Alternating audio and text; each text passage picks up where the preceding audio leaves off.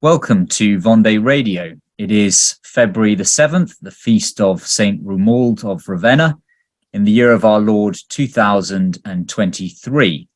And tonight I am honoured to be joined by Mr. Rory Groves. Mr. Groves is a technology consultant and founder of multiple software businesses.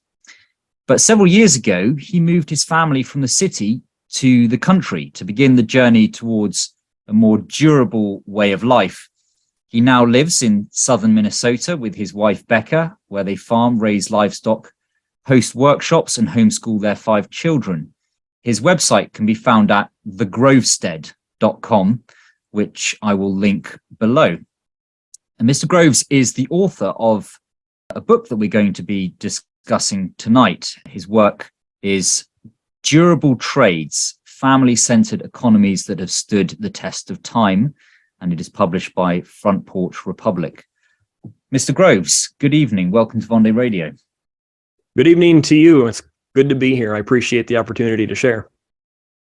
Well, it's always, I find, edifying and elucidating to talk about a particular book with the author, and the eminent localist and homesteading author Wendell Berry. He said, not every book is necessary, not by a long shot, but Durable Trades, your work here is necessary. And this is a book that I've found to be very helpful in my own professional life, my work life. And so I've looked to take advantage of opportunities to share your work with other Catholic families, and particularly with Catholic fathers of young boys who might be thinking about how they might make a way in the occupations as they mature. But maybe you can begin, Mr. Groves, by telling us a little bit about your own story from working in the technology sector to now being a homesteader. Yes, so this is probably the most frequently asked question I get, and I can understand why, because I started this journey a million miles away. I certainly did not see myself ending up on a farm when I began my career in computer programming. I was one of those kids who grew up on video games and computers, and I loved everything there was about high technology. And that was about 20 years ago. I started software consultancy that I ran, that I recently just shut down last year, as a matter of fact. I also partnered with some other folks on joint ventures on starting other software-based companies. So I had quite a bit of experience with working in the high-tech industry and being involved in all the gizmos and the gadgets as they came out. And one of the things that I noticed that over the years, of course, I got married and then we started a family. And so this would have been fast forward about 10 years. I noticed that, this computer job was great and I was really interested in it, but there wasn't really a meaningful way to bring my family into the work. Like I would have to leave my family in order to actually conduct the most important part of my day. And so, starting out as a young man in a career in high technology was a perfect fit for me.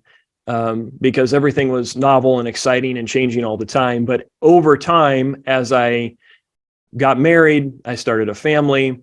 I really started to reassess my priorities in terms of what makes for a fulfilling and a meaningful career. In other words, I enjoyed spending my time with my family. I enjoyed discipling my son.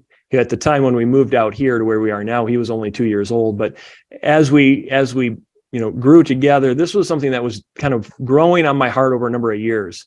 I never saw myself leaving the high technology world, but as we began to do things together, about 10 years ago, we moved to the country and we started doing gardening and we started to get some chickens and just kind of dabbling a little bit in the whole homesteading thing. And the more I got into it, the more I realized that this whole homesteading, hobby, the side hobby, so to speak, of playing outside, was actually a lot more fulfilling than the work I was doing as my main career. And I would be, we'd be out in the garden, we'd be, weeding the garden or planting potatoes or harvesting potatoes, picking raspberries, blueberries, you name it. We just kind of got into everything. And then I'd have to leave my family and go off by myself to my, cubicle for all intents, or my office, completely alone, completely isolated, doing work that my family didn't understand how I did. And so I just began to ask those questions. Is there a way that I could actually not leave my family for the majority of my day, that I could actually do something together with my family and make a living at the same time? That was the beginning stages of it. Is really my heart as a father. It says in Malachi that God will turn the hearts of the fathers to their children and the hearts of the children to their fathers. And there was definitely something about that. I've always been a devoted Christian and believer, but there was something about the work that just was not, it wasn't consistent with who I was, to have to leave my family to work. So I started to look for other alternatives. As I had mentioned, we'd already moved to a farm, and that was in the back of my mind, but I really didn't see that as a practical option for me to, take a software engineer salary and become a farmer. And I didn't know how to farm. I didn't have any equipment to farm, and I had no relatives that farmed. And so I didn't really know what I would even do there. But what I started to do is look at historical businesses, because one of the things I noticed was, there are examples out there. There are multi-generational family businesses. I would hear stories, for example, like wineries that would last for 10 generations. And so, those aren't obviously in America, but they're in Europe. You have inns and places that have been around for centuries, passed down from parents to their children, to their grandchildren, to their great-grandchildren. It goes on and on and on. And they're operating at a family scale. And so I was very intrigued by this concept I came across called the family-centered economy.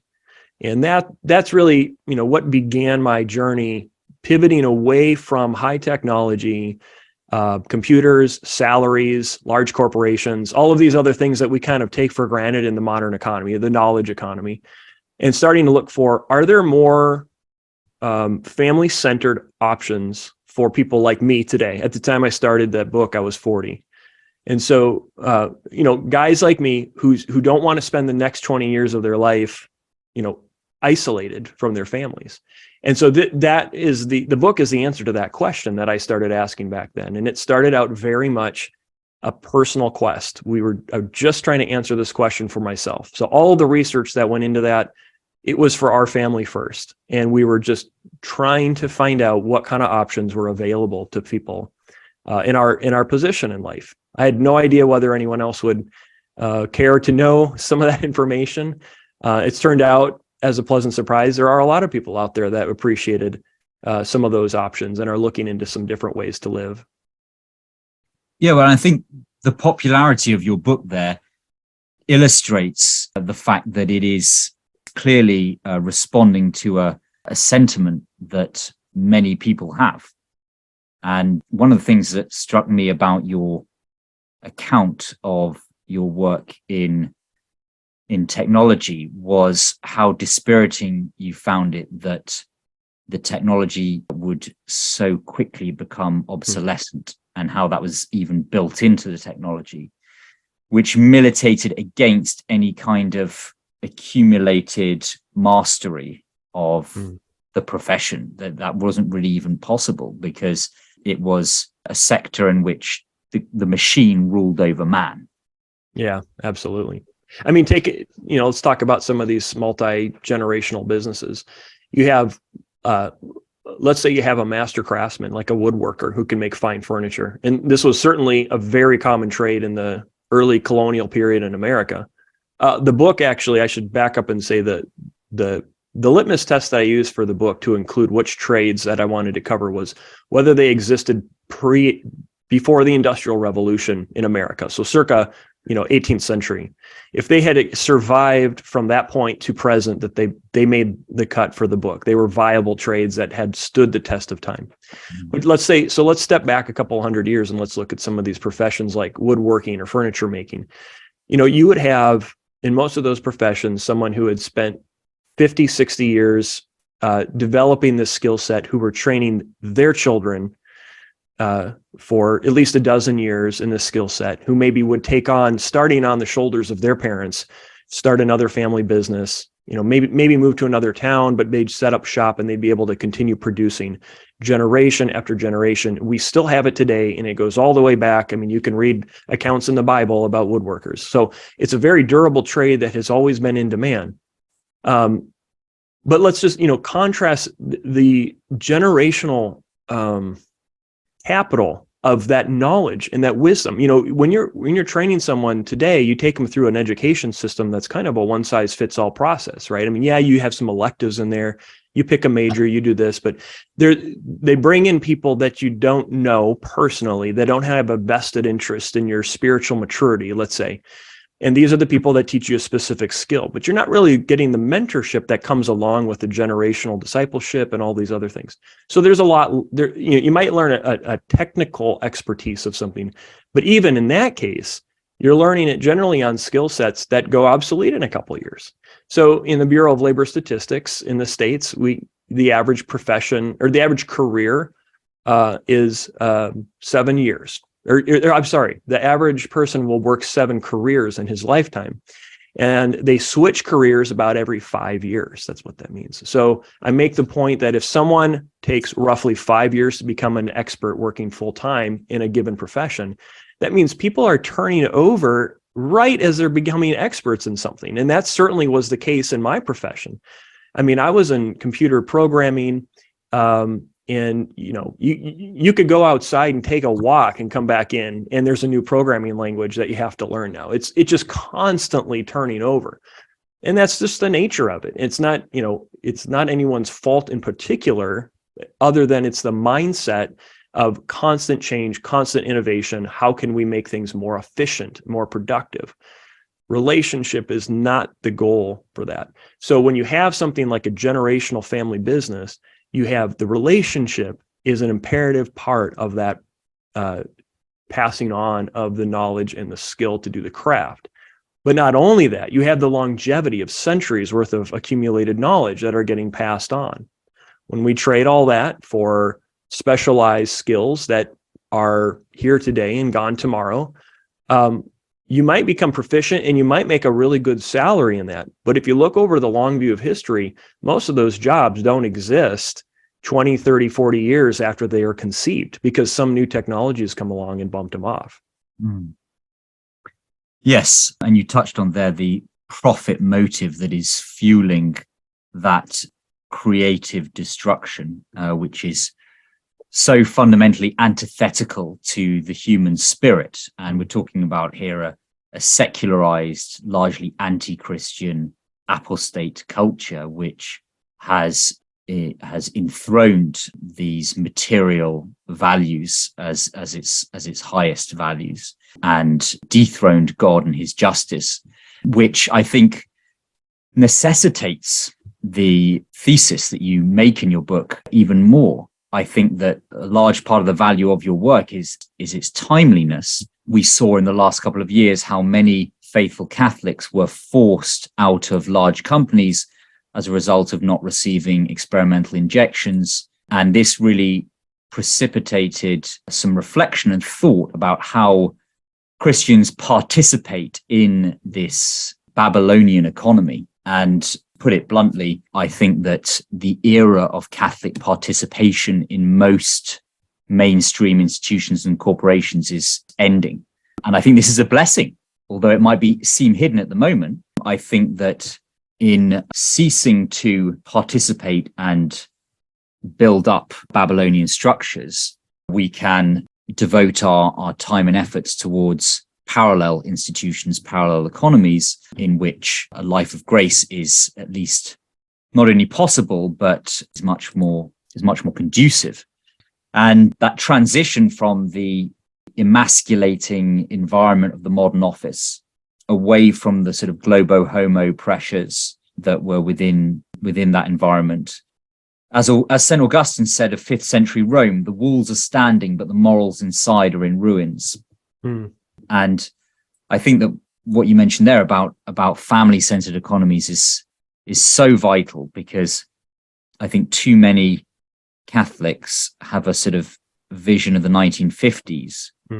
But I think what we should be looking for is perhaps a vision of the 1250s, where we have domestic economies, and there's not an argument about female work or male and female roles. It's very clear for the baker and his family. And of course, he's going to do the heavy work, and she might do the more aesthetic design work or whatever, but it's collaborative and it's natural and it's organic.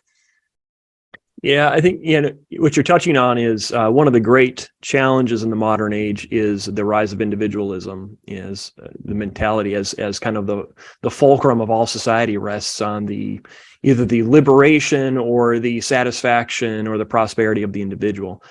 And if you take a view of life that puts the individual at the center of all things versus, say, the family, or let me say it this way, the individual as the basic economic unit of society versus the family as the basic economic unit of society, you come out to a very different outcome. You come out to, the outcome we have now, which is all able-bodied adults working full-time in a productive capacity, where the children and the elderly are relegated to institutional care, at the supervision of strangers, and nobody, even siblings, in public education, for example, even siblings are separated into age segregated classrooms.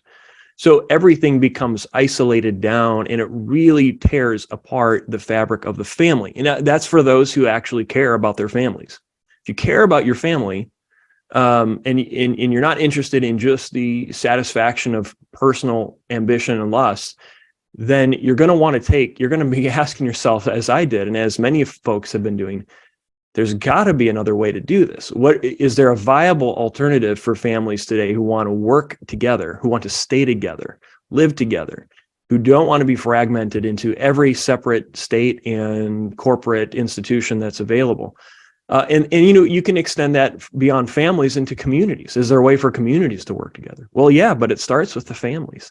You've got to have families who are integrated and whole before you can have communities that can thrive together. And so, we moved from a period where this wasn't really even a conversation because the household was all there was. There was no corporation. If you were going to survive at all, you had to be a productive member of your household. You had to contribute to the whole, and you had to work together. For thousands of years, that's how society worked. And then they depended on the church, and they depended on the local community and their neighbors. And that was the basis of society. We're talking 5,000 plus years. This is how we did it. It's really only in the last couple of hundred years where we have these abstractions, these technologies that allow us to abstract from the natural environment, to really buffer ourselves from harsh realities, let's say. And so anything that becomes undesirable, we create a technology or we automate it. And so that we don't have to deal with digging in the dirt anymore. We don't have to deal with raising animals. We can have somebody else do it for us. Joel Salatin, fairly well-known American farmer and author, and does just about everything. He says some people are still under the delusion that it's somebody else's job to raise the food until I'm ready to eat it. And that's the whole kind of gets at the heart of the matter is we're all responsible to creation. We're all responsible to our families, to provide by the work of our own hands, Paul says in Thessalonians 4, right? Work with your own hands and be dependent on no one, is what he says. So it just turns out that as we abstract ourselves for individual personal fulfillment, we end up necessarily pushing away these relationships that are the very things that make life meaningful, and that they're the very reason why faith is passed on generation by generation, which is another thing I mentioned too, is that the breakdown of faith in the last 100 years alone is unlike any kind of apostasy we've ever seen in world history. But it's really a walking out of this intergenerational relationships that have been fractured to a degree that people can no longer do the basic functions themselves, not even passing on the faith to their own children. We see this across the board, across all denominations and faiths. Yes, well, the urban bourgeois consumerist technological life estranges the person from God. Mm-hmm. Because of the prioritization of artifice and technology, as you say there, and the fact that just being separated from creation, the rhythms of the seasons, the weather, all the things that this means that one has to adapt, conform to nature rather than try and conquer nature, allows one to develop that sense of wonder, that predisposition, that preamble to receiving the gift of faith. And so if one is surrounded by the works of man, that's going to be less likely. As John Senior said, the stars proclaim the glory of God, but the ceiling of the planetarium proclaims the glory of man. And so what you said there about how shared work for a family should be the basis of productive domestic economies and healthy families and healthy communities. It used to be that you couldn't tear a man away from his craft, that it was a labor of love, and that work, although of course a man works by the sweat of his brow and he has to struggle against thorns and weeds, it is sanctifying, and it is something that is actually deeply satisfying as well. And now that most people work in mind-numbing jobs, prioritize these abstractions, filling in spreadsheets, navigating bureaucracies, working through media rather than working with human beings. No wonder they dread the Monday morning commute and the onset of the working week. In my own line of work, I have a lot of interaction with young adults, with what are called teenagers, adolescents, a kind of 20th century invention. Because prior to that, the young adults worked with their family businesses and their family economies. And I see young adults with far too much time on their hands and basically falling prey to the temptations of lethargy and indolence, and then just plugging into technology, because there is no way for them to help with their father's job in banking or their mother's paralegal job or something that takes place in an office, and the home becomes this kind of dormitory where the family, or this hotel where the family just sleep and eat their meals. Whereas, it used to be the son was in the workshop helping his father and delighting in doing so, and the daughter was helping her mother making lovely goods in the kitchen. Oh, absolutely. And I could camp out on that point about children's work ethic right now. It becomes evident, in a farm, you don't have to farm to have a family economy. But I like farming because there's so many opportunities for children to be involved from a very young age. And one of the most significant things that you can do for a young person is to give them meaningful work. You know, if a child is contributing meaningfully to the family economy, that does so much for his self-worth. He knows when he's needed. And I can tell you what, our children are needed. We have 6 kids. Actually, you can update the bio from the book. We have 6 kids. Our youngest was born last year. Every single one of them has a role.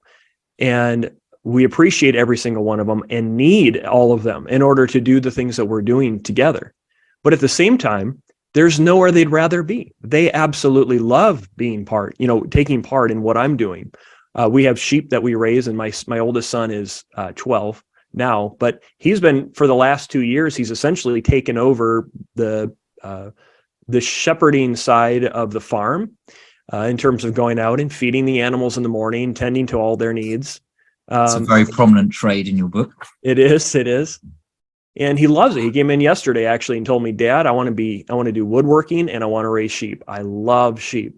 So he's 12 right now, and he's already got a good grasp on some options for him later in life. And I as a parent, have some clues now that our kids have tried out a lot of different things. I have some clues on where to help him and to find him mentors for areas that maybe I don't have expertise in. But I'll tell you what, it's a very rich life and it's a very satisfying life. We don't have a screen other than our laptops. We don't have any televisions. The kids don't have iPads. We don't do video games. We don't do any of that stuff. Our kids are enjoying life too much with their own siblings to care about that kind of stuff. Instead, they read, they do their schoolwork, and then they work on the farm. And the same thing would go for adults, I would say. You know, if you find yourself in one of those mind-numbing jobs, it is devastating to your morale. I remember I worked, decades in those mind-numbing jobs. And on good days, I could enjoy what I was doing, but I really wasn't getting the kind of fulfillment or meaning out of the work and the salary that a life should provide. It wasn't until we started to click together as a family to find a shared work, that's when it became much more meaningful. So I'm not saying that, there's anything inherently wrong with taking a job to put food on the table. I'm just saying there's so much more, and that God created us to do so much more than what you described, having our homes be overnight parking places. There's much more value and investment than what is in the paycheck. I don't know if you ever heard of a book. It's got a rather vulgar title, so I won't give the full titles. Basically, BS Jobs by David Graeber. I haven't. He was an English author, I think, and it's very left wing and influenced by Marxism. But the observations that he makes at the beginning, I think, are quite astute. And he really points out that while there's been this kind of claim that capitalism is incredibly efficient, that actually a large proportion of modern jobs are kind of fake jobs. And there's a variety of reasons for that, which he explores in the book. But he looks at how there are many jobs out there that no one really wants to do, and we don't actually need anyone to do them. They're kind of a form of workfare. They're all-night pizza delivery or dog walkers or anyone in human resources. They are jobs that the oligarchs have created to keep families apart, particularly women. And they are, as you say, deeply demoralizing and crushing to the human spirit. And it shouldn't be possible, but somehow it is, which I think bespeaks the deep pathologies in our economy, the irreality that's right at its heart. Yeah, I think, and you've hinted at this, and I obviously spend a good deal of time about this, but what happened with the pandemic a couple of years ago was still ongoing. I mean, stuff that's still fallout from that still is this idea of sovereignty, of family sovereignty and independence. A healthy independence is something that every family should have, but we found ourselves at the end of this upward grasp, this great enlightenment, and this quest for personal fulfillment, more dependent as individuals and as families on the whims of culture than we ever did when we started. There's kind of a looking down your nose on the dirty dead end jobs that a lot of these trades represent, or that the farmers of yesteryear, people would say, oh, it was a grinding existence. People died, when they were 30, as if life expectancy was so low. They just kicked the bucket when they 27 was considered to be old age. There's all kinds of nonsense like that. Very persistent myth. Yeah. So there's things are out there, but if you can just step outside of the material abundance, which I would grant materialistically, we have more than any generation has in terms of stuff. But sort of. Yeah. We don't own it though. That's the key thing. Fair enough. So it's rent. Yeah. Rented. Fair enough. But the point is that what we've traded for that stuff is our relationships. That's at the heart of what we've traded. And so when you trade, because one thing that's not efficient is relationships, right? I mean, if a mother wants to stay home and raise her children at home and feels that would be for their best mental health and their best development and set them up for success in life, she's become now inefficient to a corporate model that would prefer to hire women on the cheap. So it's an inefficient system in a global, kind of a finance capitalistic way. But what it actually does do is it eliminates the sovereignty of that family, the independence of that family. No father up until the late, say 18th or the late 18th century would have left their farms to go take a wage job anywhere. Mostly in America, they were landowners. They were farmers. 80%, 90% of the population were farmers, which means they owned land, right? And the average size of those farms was 40 to 50 acres. So you go out in America now where someone might point to their 401k and they say, look how much, we have, our forebears were poor. They didn't have running water, therefore they were poor. But do you own 50 acres, right? I mean, there was a lot of wealth there, not just in terms of the capital of the land, but then they also had that generational wealth. They had the community wealth because they had generations of people living in close proximity, building upon each successive generation. So they had things hard to measure. They had people that loved them. Yeah, people. They weren't isolating, and despair deaths were not reaching all-time highs back then. Not to say that there weren't abuses, and I'm not getting into those arguments, because those abuses still exist today, so we can set those on the side. But this concept of the strong, healthy, and independent family that was able to provide for its own needs, they would never have been able to pull over a lot of what we've seen in the last couple of years from the world governments, and imposing things top down forcibly on a people who were essentially self-sufficient and independent. That it goes, self-sufficiency and liberty go hand in hand. And so one of the best ways, and I feel one of the best things that we have to do right now, is to become more self-sufficient, each family on their own, pursue skills, pursue durable types of knowledge and skills and wisdom, and learn to provide and be productive together. In doing these things, even if it's just a little bit, we didn't get into this mess in one generation. It might take us a couple of generations to work our way out, at least our own families.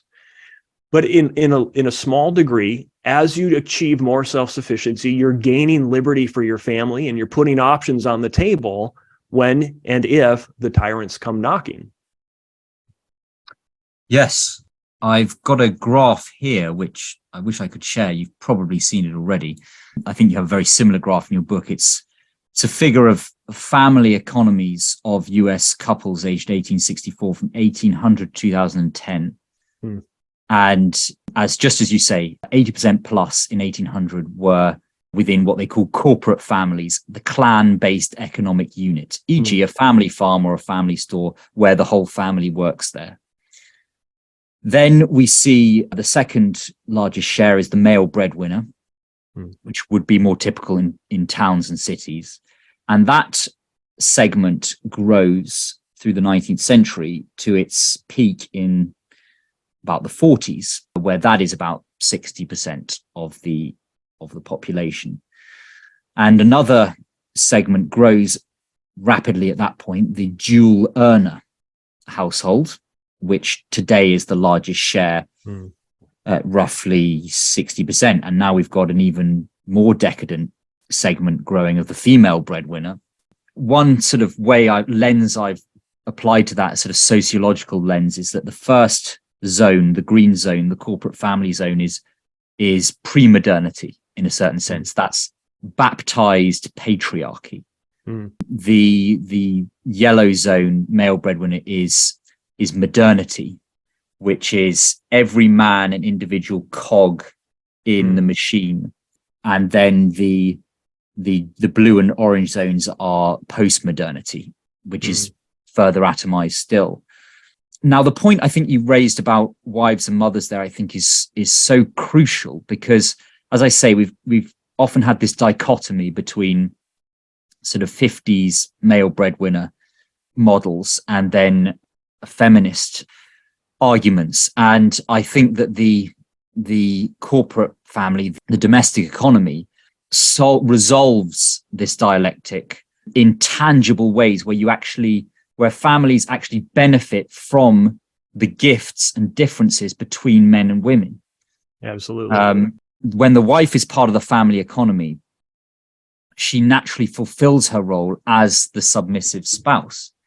And this is something that Solange Hertz, the Catholic author, mentions, how the woman's desire is for her husband. And so she wants to be part of his world. And there was something very estranging and almost traumatizing for women when the male breadwinner model became so prominent, and she could no longer use and give her gifts of affectivity and creativity, particularly, and femininity, to her husband in his work. And so now the modern economy directs that feminine submissive instinct towards big daddy government or big daddy corporation, which again is unhealthy for families. Yeah. So, right.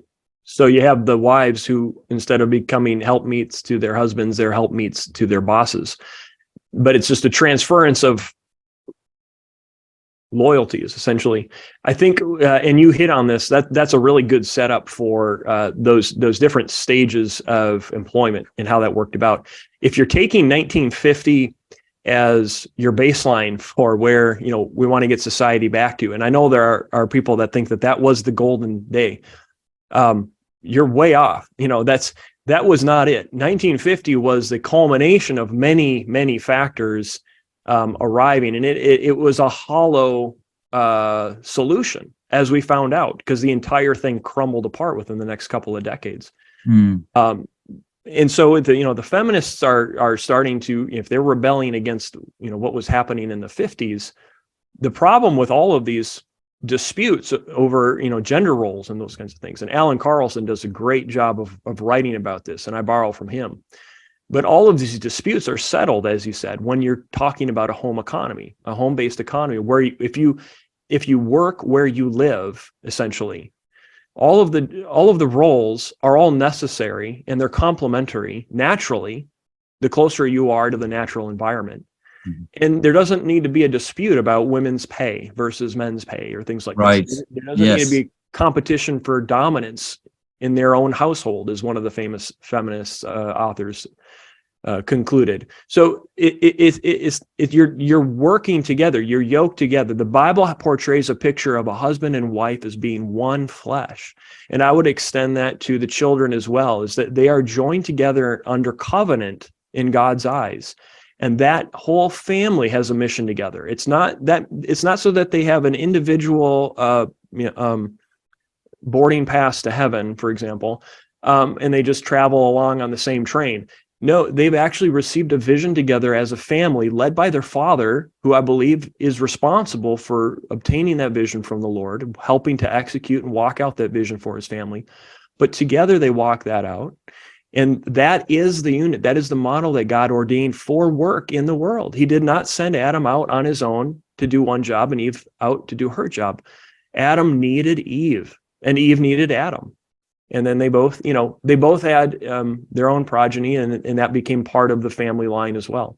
So I think that's a critical understanding, is you have to step further back, as usually is the case, to understand dilemmas that we're in today. You have to go back quite a bit further than you think. initially. And once you start uncovering these threads, you'll find out that it wasn't even in the 20th century. It was really in the 17th century, the 18th century, where we started to see the crumbling of these understandings of what families were for and what their functions was. Yes, and when we think about trades that endure, and we think about knowledge, and we think about wisdom, I'm struck by something that Pope Leo XIII wrote in his famous social encyclical Rerum Novarum.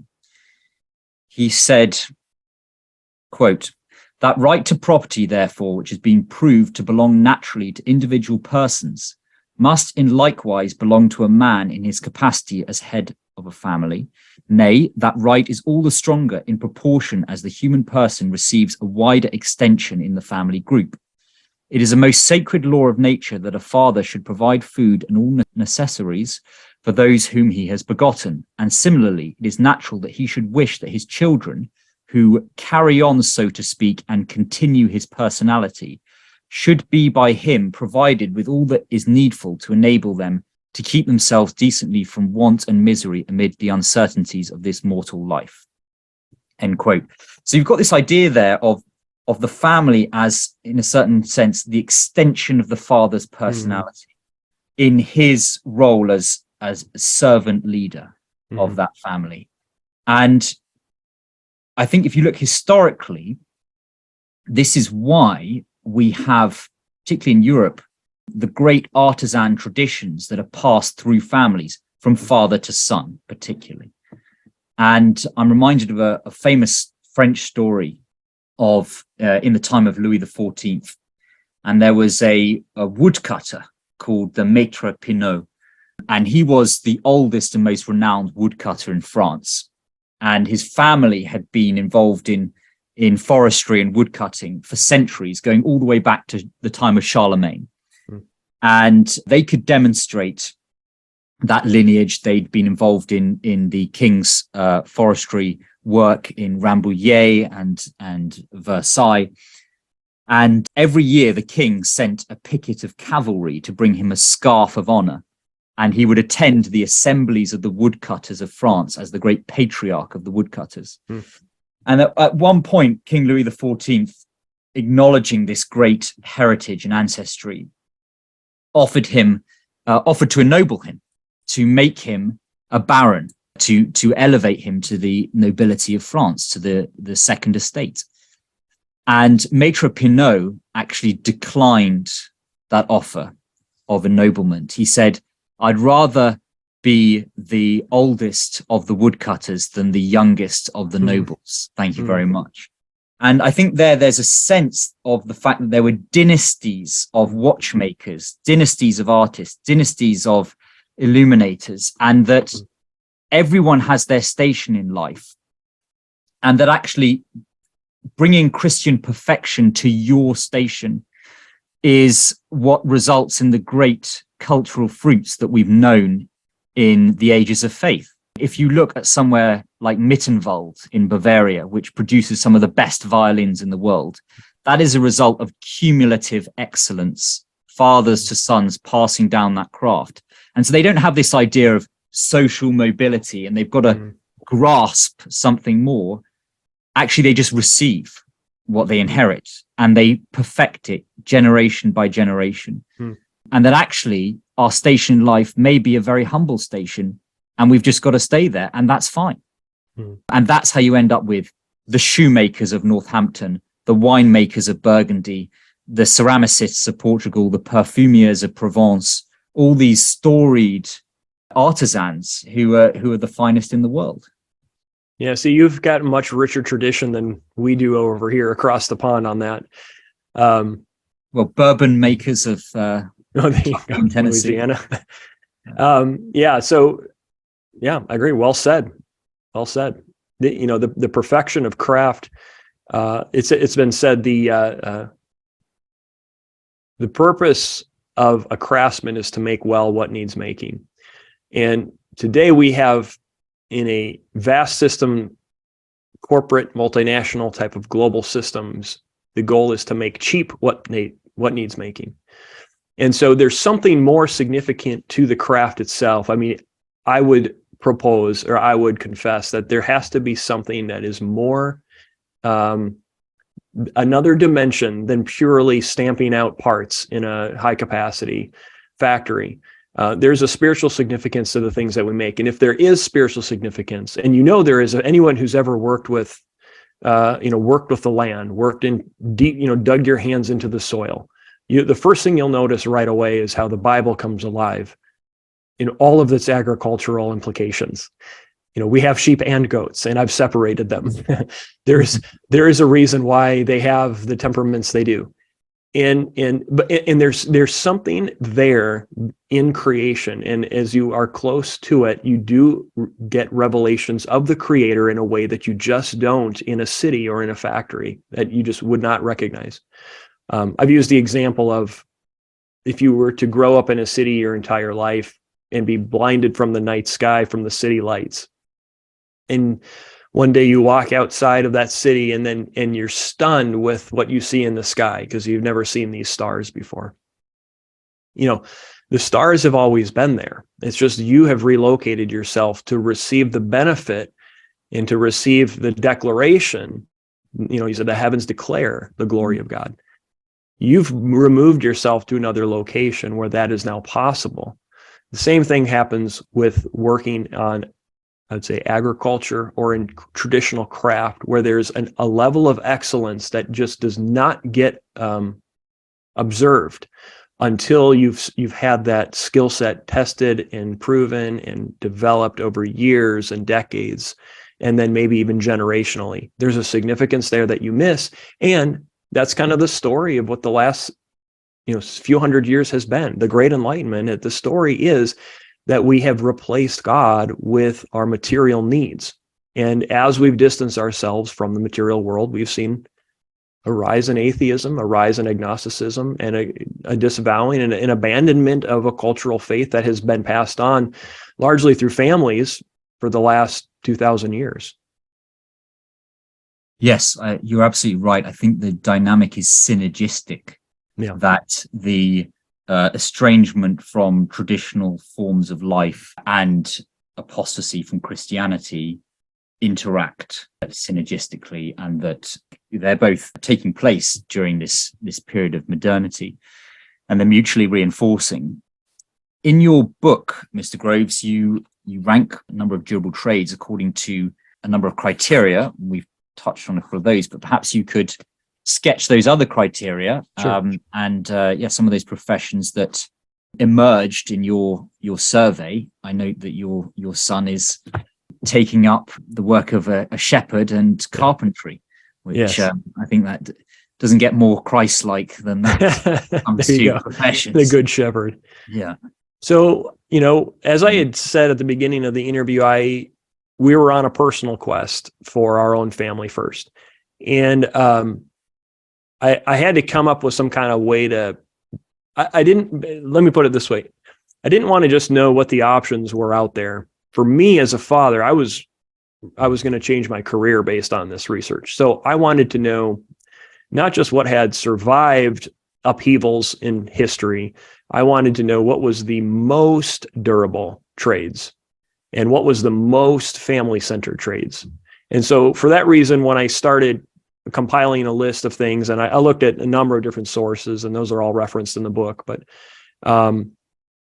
I just started to put together a spreadsheet, basically, and I started asking questions, and I came up over time, over the period of research, I came up with a number of different factors in what would make something what I considered to be durable and to fit that category. All of the trades that are in the book, there's 61 in total, and all of the trades are durable in the sense that they've survived for 200 plus years. I set the start date at before the Industrial Revolution, so circa 1790, and is still a viable option today. Not all of the trades are very family-centered, because that's one of the ways I sort them.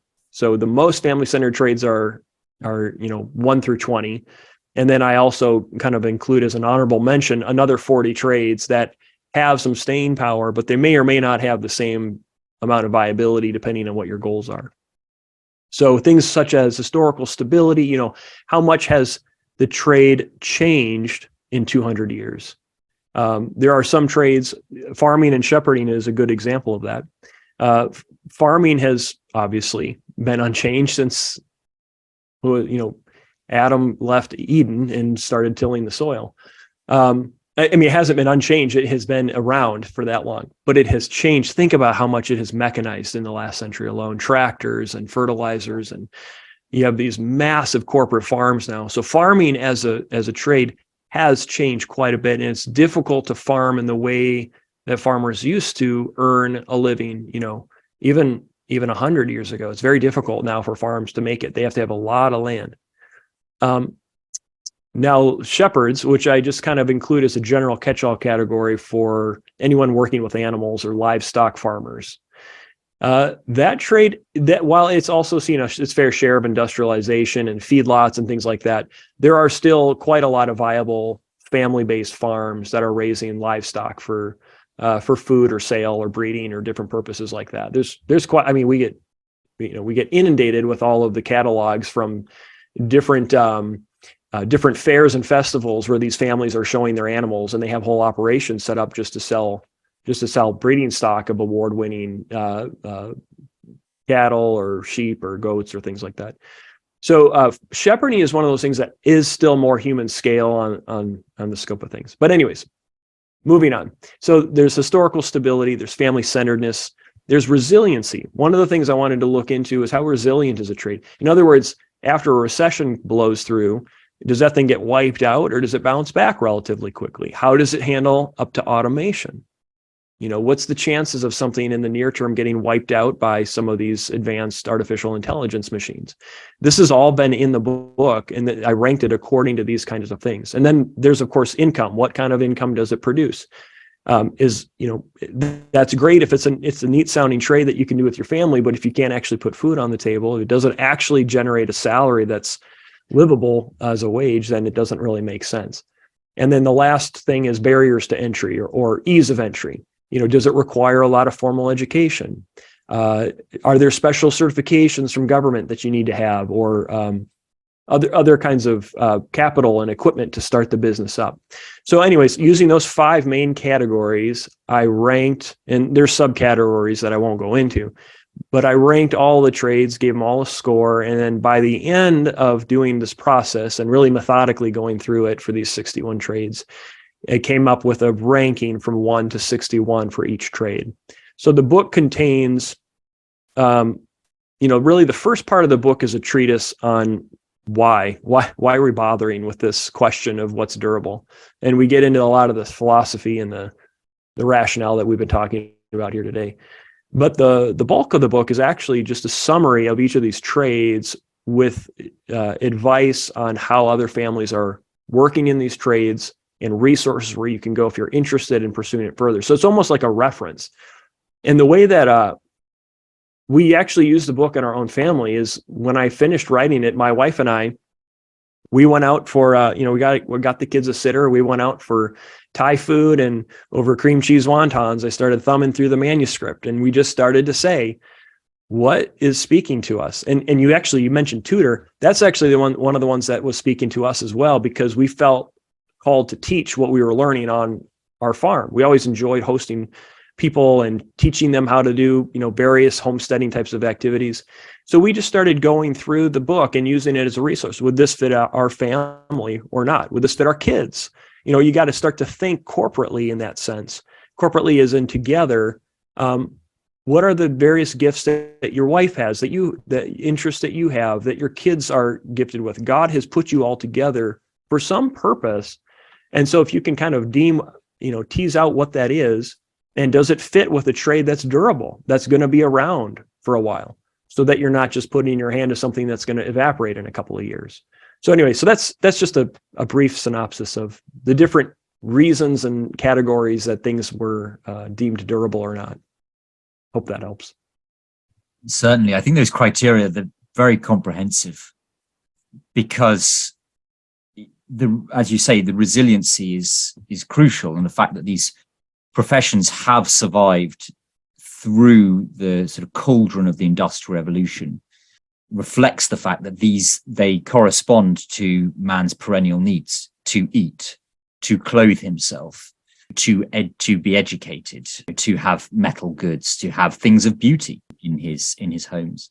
And particularly the wealthy always seek, particularly those artisan trades. I've got a friend who went into cabinet making, and there has been, he's never short of work. And his wife is able to stay at home, and they have a large family, and his sons help with his work, and he produces beautiful freestanding pieces of furniture.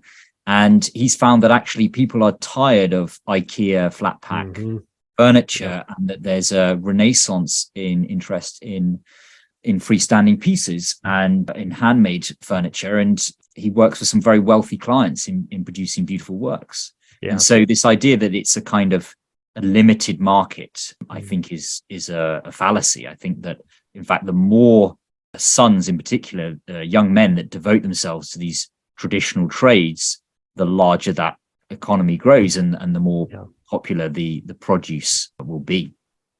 Yeah, I don't know anyone who's gone in the direction of custom furniture or furnishings or woodworking that doesn't have a line of customers waiting for them right now.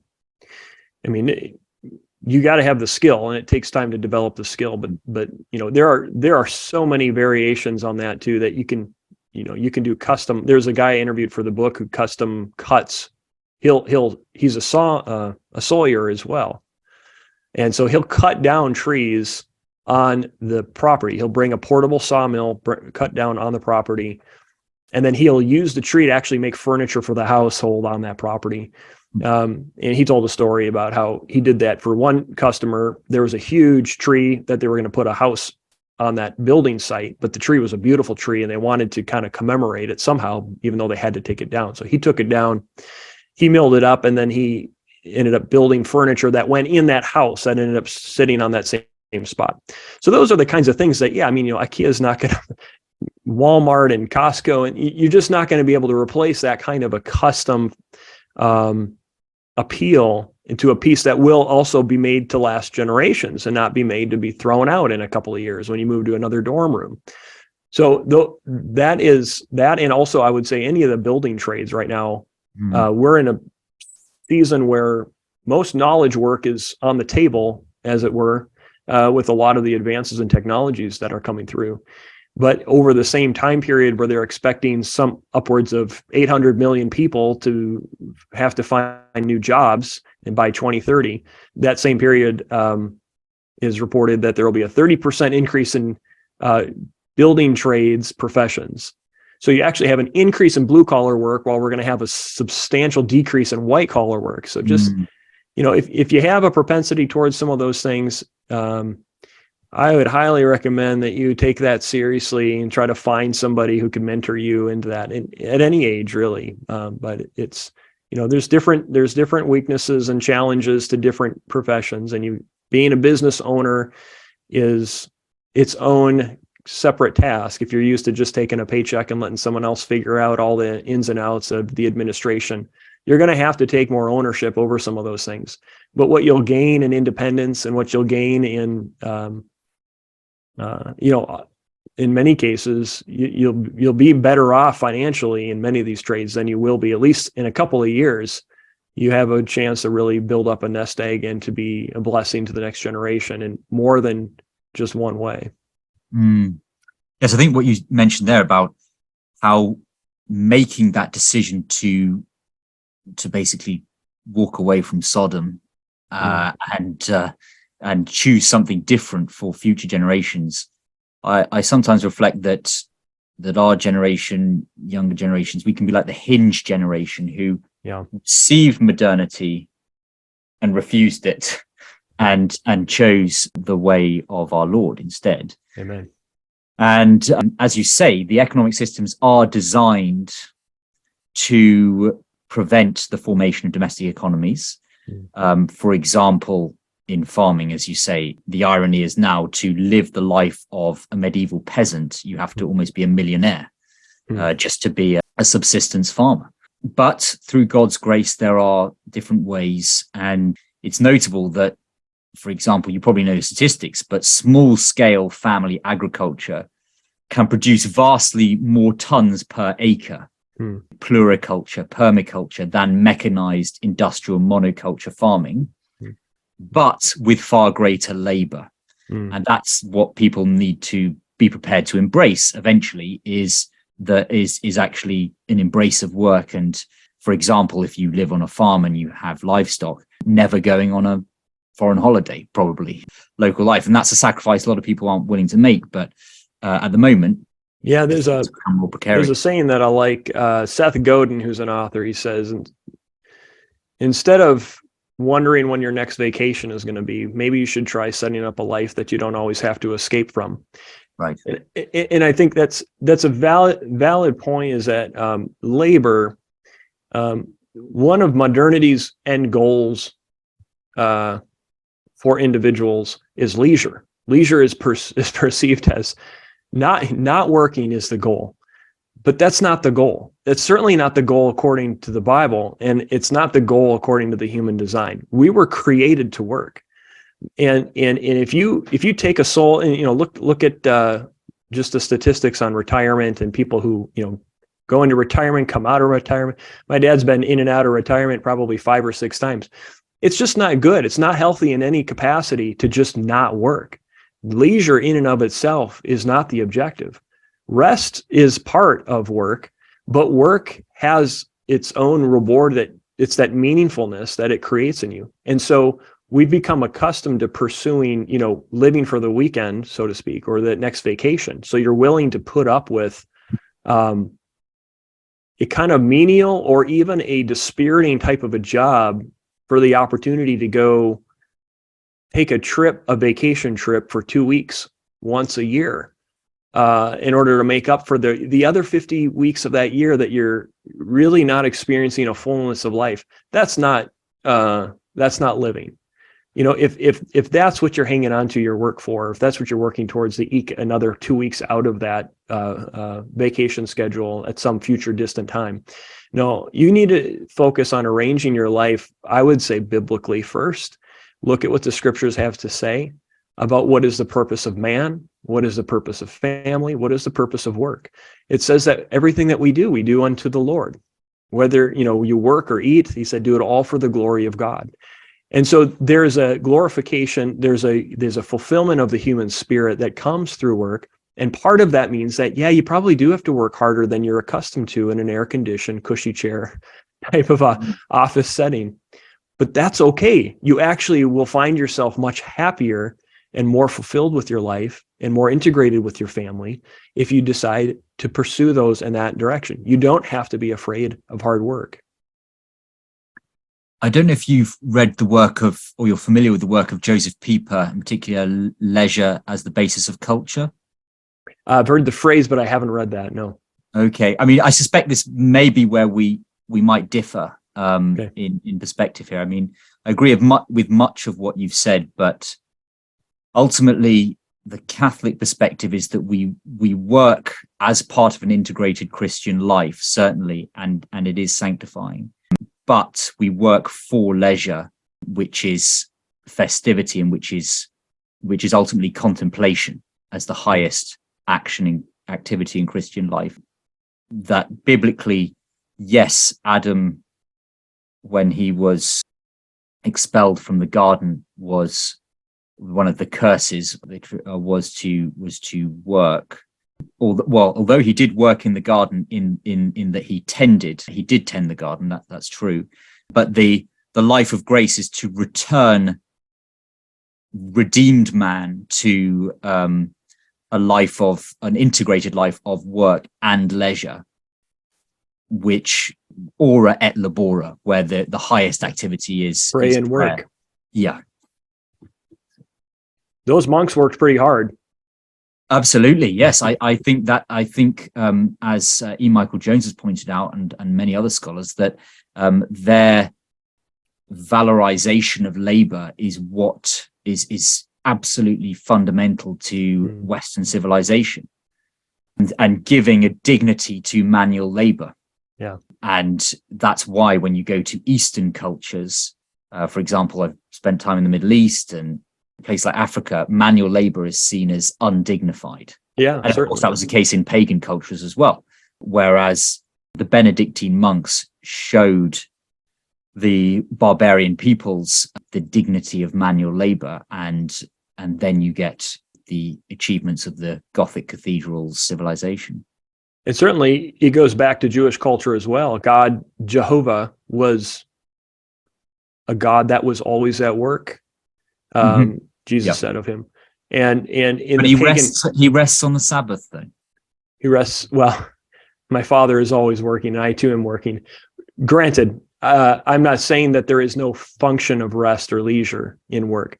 I'm saying that the idolization of leisure instead of work, or of entertainment or vacation means to vacate.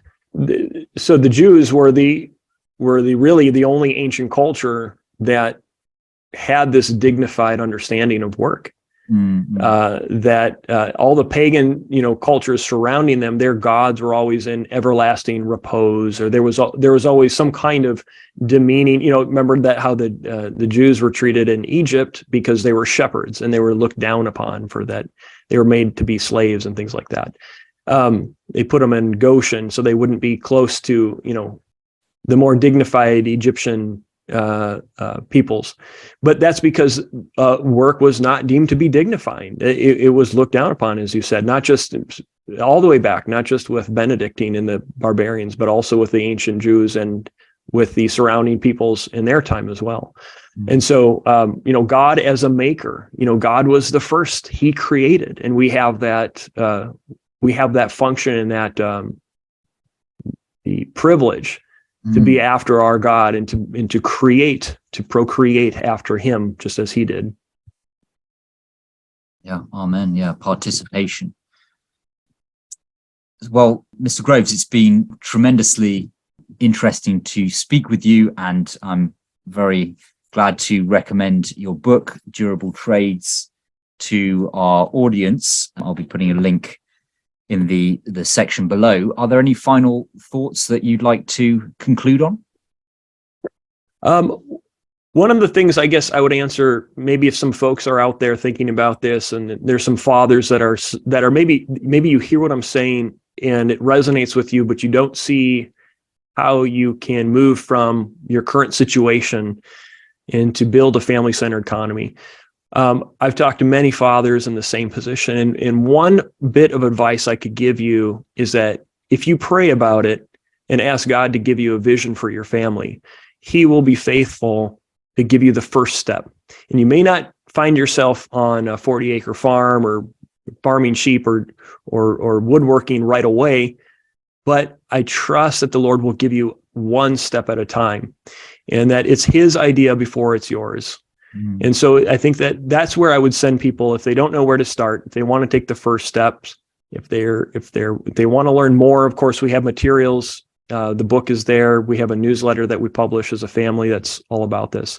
But really, I think it starts with, getting the mindset shifted out of the paradigm of what is work for, what is family for, and that can only come from the Lord.